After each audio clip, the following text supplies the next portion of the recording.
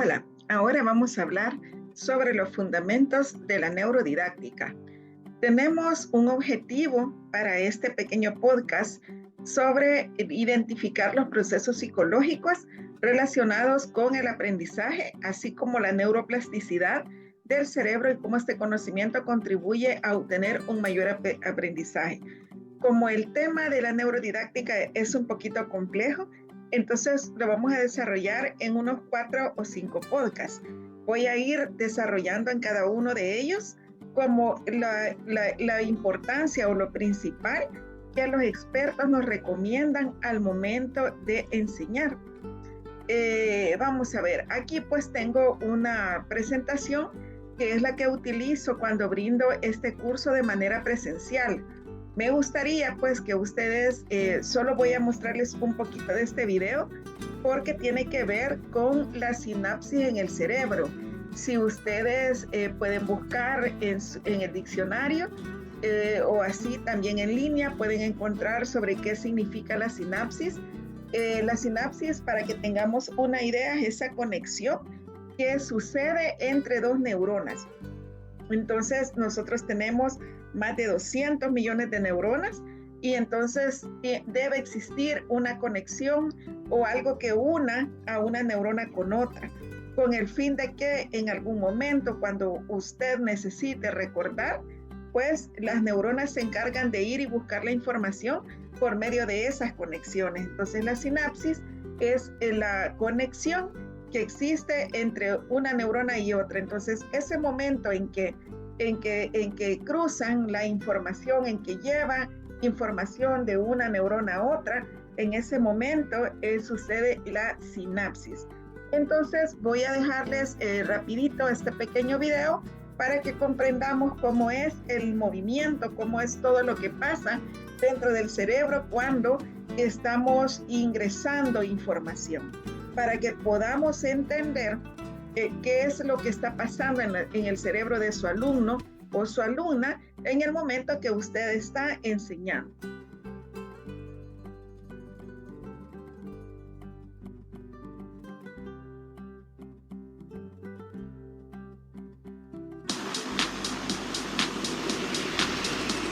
Nuestro cuerpo, nuestras sensaciones, nuestras emociones, nuestra personalidad y nuestra percepción, todo está determinado en gran medida por un inmenso laboratorio químico, en nuestro cerebro.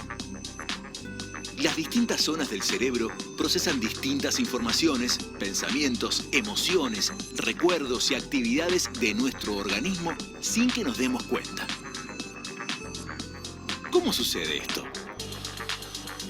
Estas son las neuronas. Nuestro cerebro está conformado por 100.000 millones de ellas que se conectan entre sí formando una verdadera red. Aquí vemos una neurona con claridad. Se comunican entre sí a través de un lenguaje electroquímico. Miren.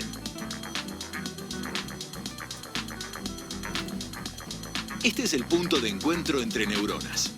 El final del axón de una neurona y la dendrita de otra. ¿Cómo se da esta comunicación? Estamos navegando dentro de un axón. Lo que vemos a nuestro alrededor son neurotransmisores que pronto serán lanzados fuera de la neurona.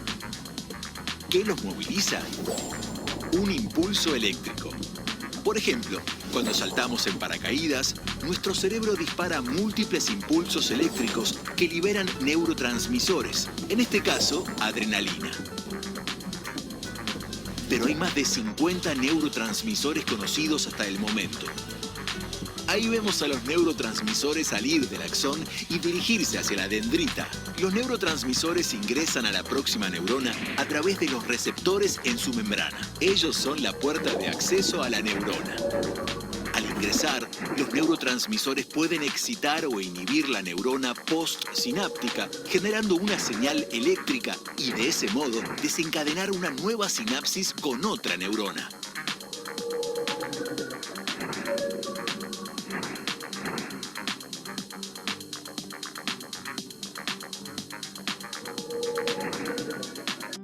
Nos quedamos hasta ahí porque la idea de este pequeño espacio para el video es comprender cómo actúa el cerebro al momento que una persona está generando información o recibiendo información. Entonces, ustedes escucharon ahí como varias palabras. Vamos a aprender cada una de ellas. En este caso, sobre los neurotransmisores. Ustedes escucharon que existen más de 50 que están en estudio. Hay otros que siguen en estudio y que todavía no los conocemos. Y hay 4 que los científicos señalan, los neurocientíficos señalan, que son como los principales hasta este momento, que están como muy comprometidos con el aprendizaje. Y en este caso, pues tenemos la dopamina, la acetilcolina, la noradrenalina y la serotonina. Estos son los 4 neurotransmisores que en este podcast vamos a estudiar. En el siguiente podcast vamos a seguir aprendiendo acerca de la neurodidáctica.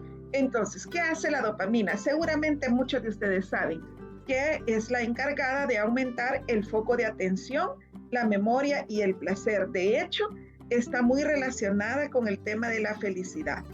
Hay personas que dicen, mira, quizás necesito un poquito de dopamina porque ahorita me siento así como achicopalada, me siento así como atribulada. Entonces necesitan un poquito de dopamina. ¿Qué pasa cuando los chicos tienen aumentada la dopamina o que está trabajando su dopamina, que ese neurotransmisor sí está activo en el cerebro, que va a aumentar el foco de atención, la memoria y el placer? ¿Qué despierta la dopamina? Bueno, la alegría. Alguna situación que al niño, a la niña le cause interés, que le cause placer, que le cause alegría. Es por esa razón que desde la neurodidáctica se insiste en que las clases deberían ser un poquito más activas, que las clases deben ser como más adaptadas incluso a las edades de los niños. ¿Por qué razón? Porque a veces los adultos tenemos una serie de problemas, nos duelen las piernas, nos duele la cabeza, estamos aburridos y como adultos, con toda esa carga que tenemos, queremos que nuestros niños se comporten a esta altura. Eso es como lo primero que hay que prestar atención. Entonces, el niño, la niña, va a sentirse muy motivado a aprender cuando nosotros hemos logrado activar la dopamina. ¿Cómo la activamos? Bueno, se puede dar, por ejemplo, al inicio de la clase. Eso es lo ideal, sobre todo si es el turno de la tarde o en la mañana, si nosotros sabemos que los chicos no tienen como una muy buena dirección en casa y se duermen tarde, por ejemplo, y llegan desvelados. Entonces, si usted no activa el neurotransmisor de la dopamina, seguramente no va a tener atención de sus alumnos. Es decir, soy yo como docente la responsable de activar la dopamina. La dopamina está allí en el cerebro. La acetilcolina está allí en el cerebro. Igual la noradrenalina o la serotonina están ahí. Pero el punto es, ¿la activo o no la activo? ¿La activaron los chicos durante mi clase o no la activaron? Entonces, ¿qué puedo hacer? Sea en la mañana o en la tarde, ¿qué puedo hacer? Bueno, antes de iniciar la clase, podemos hacer algún ejercicio de llenar los pulmones. Podemos incluso salir al patio y decirles a ellos, salgamos al patio, vamos a hacer unas respiraciones profundas mientras hacemos algún movimiento. Entonces, probablemente usted se invente de que cuando levanta el brazo, inhala, y cuando levanta el otro brazo, exhala. O sea, usted incluso puede inventar juegos. Entonces, esa técnica de salir del aula, de decirle que respire profundo, que mueva los pies, que zapatee cuando ha sacado el aire, eso diferente de las clases de todos los meses como se han llevado. Entonces, eso puede ser muy bueno y puede funcionar para aumentar la dopamina. También pudiera ser que si yo he identificado que muchos de mis alumnos les gusta bailar, entonces les digo, muy bien, pónganse de pie, voy a poner esta canción y todos la vamos a bailar. Y comenzamos a hacer los movimientos. Usted activó la dopamina. Con algo tan simple como 2 minutos para bailar, 5 minutos para salir del aula y hacer ciertos ejercicios. ¿Qué voy a obtener yo con esos 5 minutos? Voy a obtener que los chicos sí me presten atención y que estén contentos, y si están contentos, entonces las neuronas van a estar prestas para poder analizar la información, guardar la información y retenerla. La otra es la acetilcolina. La acetilcolina aumenta la retención del aprendizaje. Decirles que esta fue la primera neurona que fue descubierta y que fue trabajada, que fue estudiada. Entonces, esta neurona mejora la memoria a corto plazo, es decir, se dispara cuando necesitamos mayor atención. Cuando, por ejemplo, usted está contando un cuento y entonces el niño, cuando se iba a cruzar la calle, entonces los niños probablemente se pusieron muy alertas de lo que usted quería decir, pero usted hace una pausa.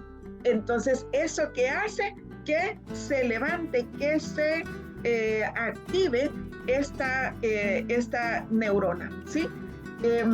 Lo imprevisible aumenta la acetilcolina. La curiosidad va a aumentar siempre la acetilcolina. Lo imprevisible que es, por ejemplo, usted todas las mañanas le dice, bueno, vamos a orar. Ponga sus manitas así y le vamos a dar gracias a la vida o a Dios que estamos aquí. Y entonces los niños ya saben, a usted la ve entrar, pone la cartera e inmediatamente colocan las manitas porque deben orar. Y usted, por favor, observe a sus alumnos.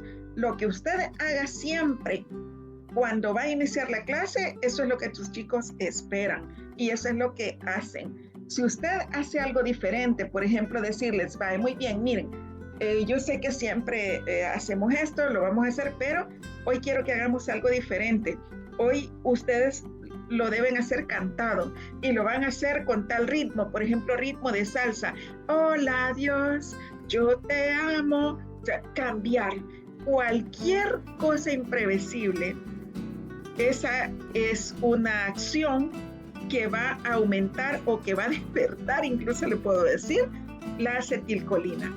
En consecuencia, si tenemos activada, si nuestros chicos tienen activada la acetilcolina, entonces ellos van a tener una mejor retención del aprendizaje. Fíjese, van a tener una mejor retención. A veces nosotros empezamos a explicar y vemos que los chicos no están todavía como atentos y prestos a la clase y probablemente yo sea una docente que empieza a pedirles que presten atención. Présteme atención, fulano, présteme atención. Usted siempre viene a hablar o présteme atención. En realidad, ellos no son los responsables de prestar atención, sino que el docente es el responsable de activar la atención. Es decir, el responsable de que este alumno preste atención es totalmente del docente. ¿En qué sentido? En que el alumno no necesita que yo le diga que preste atención. En realidad, pues debo ser yo con mis técnicas y estrategias los que haga que presten atención. ¿A qué me refiero? No es lo mismo que a un grupo de alumnos de tercer grado o de segundo grado que a usted les está enseñando el tema del cuento, que usted simplemente les diga, vaya, copien de la pizarra, ahí está todo el concepto del cuento. Entonces digo, ¿cuáles son las partes del cuento? Y he escrito en la pizarra las partes del cuento. Entonces yo le digo, apúrense, por favor, copien. Les voy a dar 15 minutos para que copien toda la información acerca del cuento. Y digamos que así inicia. Entonces hay algunos que no quieren, usted los anda rogando, que escriban, etc. Pero ¿qué tal que decimos, bueno, voy a activar la dopamina, que es la hormona de la alegría, la acetilcolina, y entonces lo que voy a hacer es que de entrada voy a preguntarles qué cuento se sabe. Y más de alguno dice, yo me sé el cuento de tal. Ah, bueno, contalo, de qué se trata, y lo cuenta. empezó diferente. ¿O qué tal que, bueno, eso sería lo ideal debe ser siempre escudriñar lo que ellos saben. ¿Qué tal que dice, bueno, entonces vamos a oír un cuento aquí? Yo les traigo El Pastorcito Mentiroso. Y hay cuentos en la web de 5 minutos, en YouTube de 6 minutos. Dice, muy bien. Luego les hago preguntas, muy bien. Si dice que el cuento debe llevar un inicio, un desarrollo y un desenlace, entonces, ¿cuál sería el inicio? ¿Cuál sería el desarrollo? ¿Cuál sería el desenlace? Con un cuento que acaban de incluso ver y escuchar. A eso se refiere el hecho de activar los neurotransmisores. En este caso, la dopamina, la acetilcolina, y nos faltan ver los otros dos. Pero se trata de eso, hacer algo diferente. No es lo mismo que solo copien en el cuaderno a que les diga, bueno, miren, vamos a aprender acerca del cuento y lo van a dramatizar. Eso de las partes lo vamos a ir aprendiendo de manera oral, pero dentro de 3 días lo van a anotar hasta que ya hayamos trabajado. Me comprometo a hacer podcast acerca de el aprendizaje basado en proyectos. Yo creo que en unos 15 días lo van a tener. Entonces se trata de eso. Entonces, si el alumno está ocupado, está dando sus opiniones, está viendo algo colorido que se mueve, está haciendo la interrelación neuronal de a dónde es el inicio, el desarrollo y el final, entonces, ¿qué va a pasar? Que el alumno va a estar atento, sin necesidad que yo le diga que preste atención. ¿De acuerdo? La noradrenalina, esta está especialmente relacionada con la atención. Mire, ya esta provoca una activación excitatoria en la corteza cerebral, lo que facilita el estado de vigilia, es decir, no se va a estar durmiendo a las 10 de la mañana, ni a las 11, ni a las 3 de la tarde. Su alumno no se va a dormir, su alumno no va a tener sueño si tiene activada la noradrenalina. ¿Y qué hace esto? Que esté prestando atención. Gracias a esto, el cerebro puede seleccionar la información de la que no es y mejorar el rendimiento en las actividades que se orientan a un objetivo. ¿Por qué? Porque va a estar prestando atención. Si usted ve los 3 neurotransmisores, digamos que de estos 3 nosotros tenemos la capacidad de activarlos con actividades que sean activas, valga la redundancia, con actividades que hagan que el alumno esté pensando, que usted no le diga, es que usted no analiza, no, sin que le diga, sí, mire, la verdad que el final es tal de ese cuento. Imagínense que ya nadie le creía al pastorcito mentiroso. ¿Y cuál sería el medio? Cuando él los está llamando y llamando y llamando. ¿Y cuál sería el principio? Cuando está contando. Imagínense toda la información que los alumnos están brindando. No está saliendo del docente, está saliendo del alumno. La neurodidáctica nos invita a que la información salga del alumno y que nosotros, los profesores, solo seamos facilitadores, que digamos las preguntas adecuadas, que pongamos el video adecuado, que realicemos la actividad donde ellos puedan hacer preguntas y respuestas. Pero en realidad no deberíamos de estar explicando qué es un cuento. En realidad, quienes lo deben de explicar son ellos. Nosotros solo le vamos a poner la información y vamos a permitir que ellos piensen, que ellos analicen. Y la última de las que vamos a estudiar en este podcast es la serotonina, que en este caso regula las funciones perceptivas y cognitivas. Ojo, tener activado este neurotransmisor hace que la persona aprenda feliz. He escuchado muchísimo. Yo soy muy investigativa de las redes sociales acerca de la educación y no crean, como profesional a veces me da tristeza algunas historias que la gente comparte y que le da me gusta, hasta me importa y que opinan que ahora el alumno es zaragán, que no quiere aprender, que no analiza, etcétera, etcétera, etcétera. ¿Por qué les digo yo que me da que pensar? Me hace un ruido en mi cabeza. Porque en realidad, si nosotros lo identificamos, estos neurotransmisores, y aprendemos cómo activarlos, entonces el alumno simplemente no tiene para dónde, simplemente analiza y aprende. Pero lo que pasa es que si soy una docente que me paro, por ejemplo, 2 horas o 1 hora o 20 minutos y hablo y hablo y hablo y hablo y hablo y hablo, y yo me luzco y me paseo por el aula y que los otros vean que yo sé, pareciera, ¿verdad? Aunque a veces creo que no es esa la intención, entonces perdemos el foco de lo que debemos hacer, que es ser facilitadores. ¿Por qué razón, estimados y estimadas? Porque en realidad el que debe de demostrar que sabe no es el docente, es el alumno. Si el alumno no lo logra decir, el docente lo explica. Pero antes tiene que ser el alumno. Y nosotros hemos perdido ese enfoque. Es decir, yo quiero explicarle los ríos del Salvador a los niños de 2º grado, por ejemplo. Quiero explicarle sobre la tangente a los chicos de 8º grado. Quiero enseñarles sobre algún tema específico en la universidad. ¿Sí? La información está en la pizarra, la información está a lo mejor en ese libro que usted les recomendó. Ya les dijo a qué página vayan, entonces ¿ahora qué falta? Que ellos expliquen. Muy bien, la semana pasada les dije que lean acerca de tal tema. Ajá. ¿Quiénes investigaron? 2 o 3, ¿está bien? 2 o 3. Explique muy bien.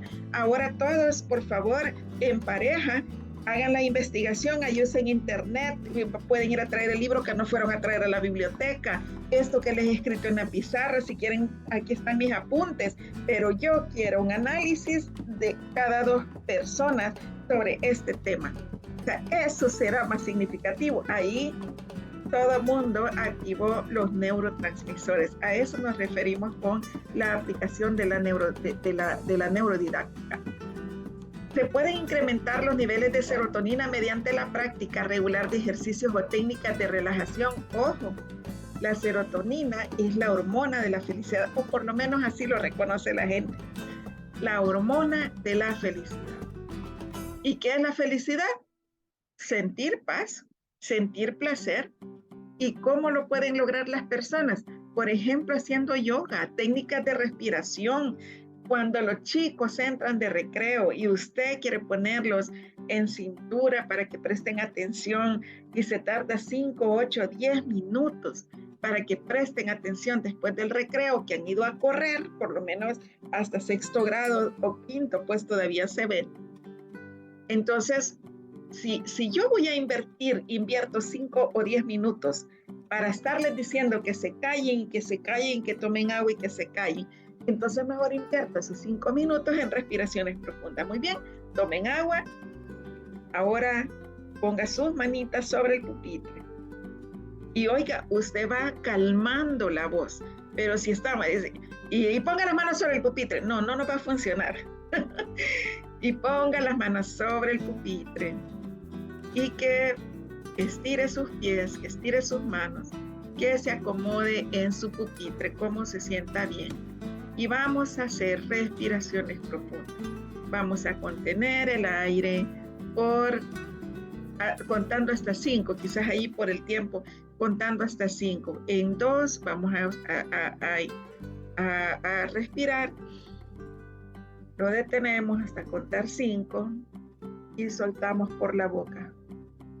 Imagínese, usted trabajando en la activación de la serotonina, ¿sí? Entonces, incrementa los niveles cuando la persona se siente en paz. ¿Qué baja los niveles de serotonina? El estrés. De hecho, muchos ya de adultos y profesores, de pronto pues tenemos este padecimiento del estrés. ¿Y qué pasa? Que cuando yo tengo el estrés elevado, la serotonina se baja en sus niveles y entonces yo ya no tengo felicidad y entonces de pronto hay niños que nos hacen perder la paciencia bien rápido. cuando llegamos a casa se nos atraviesa el chucho y yo sin querer le di una patada porque quería saludar ahí muy cariñoso.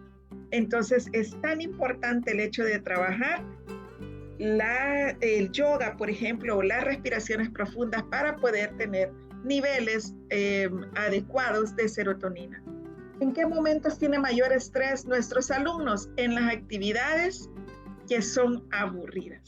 Si un alumno usted le dice, muy bien, copien del libro, copien de la pizarra, o el profesor empieza a explicar, los niveles de estrés del alumno aumentan, sobre todo en algunas asignaturas donde el niño piensa que no sabe.